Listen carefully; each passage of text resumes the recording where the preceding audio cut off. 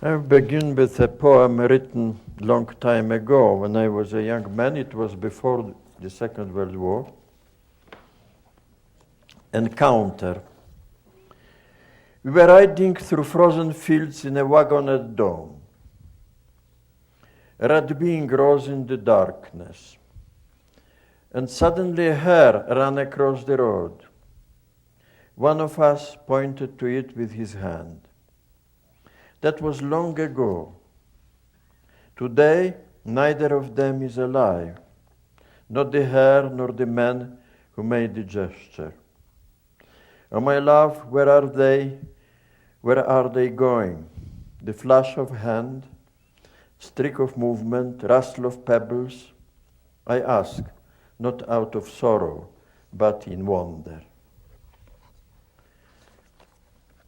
And now, a poem which refers to my stay in the then capital of the world, Paris. As a young poet, I considered that it was proper to be acquainted with Paris, and everybody did that at that time. By passing Rue Descartes, I descended toward the Seine, shy, a traveler, a young barbarian, just come to the capital of the world.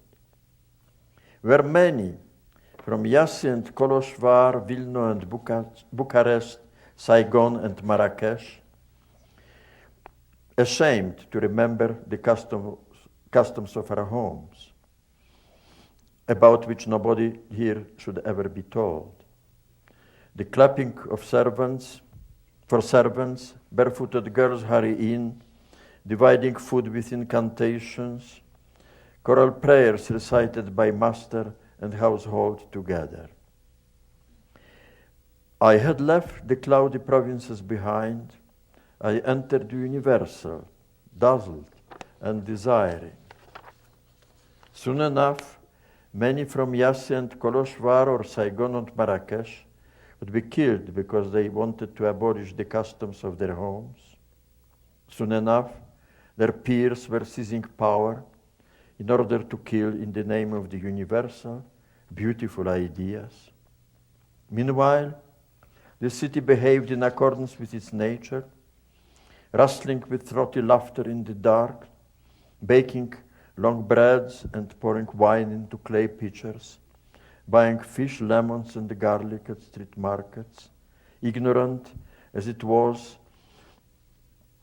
indifferent as it was to honor and shame and greatness and glory, because that had been done already and had transformed itself into monuments representing nobody knows whom, into arias hardly audible, and into turns of speech.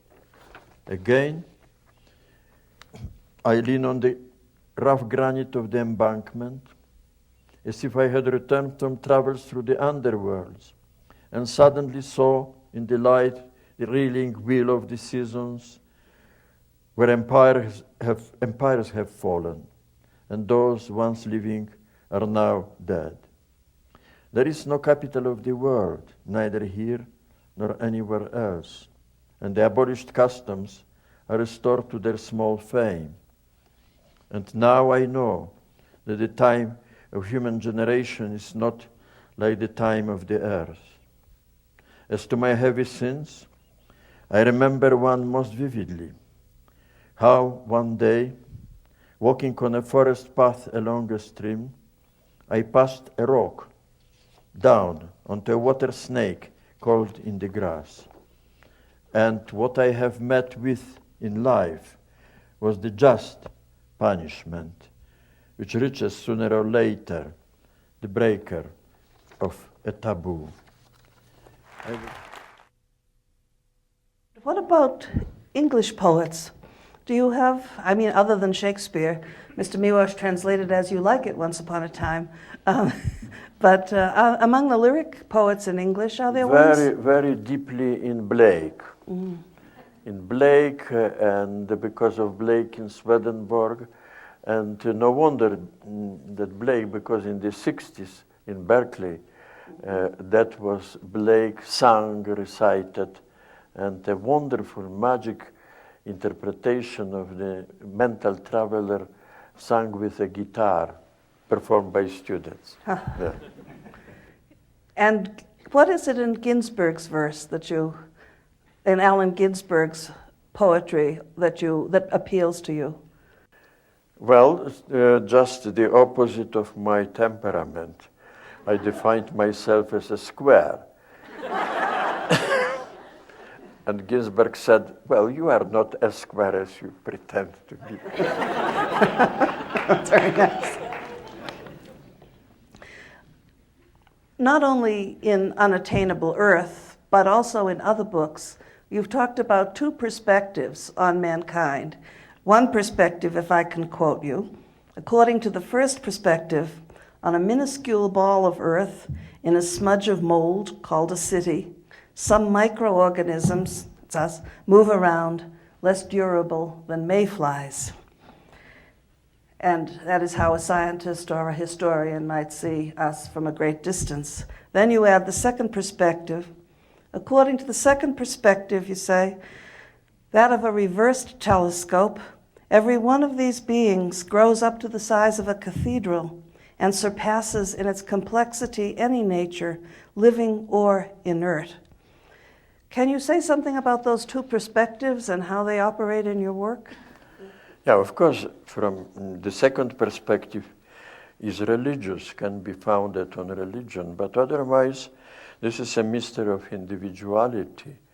If you enter in a museum or art gallery, big art museum, you see a painting on a wall far in the opposite wall, and you immediately recognize a painter. You know that this must be this painter. You come closer and you recognize that this is precisely this painter. This is a mystery of individuality exemplified. And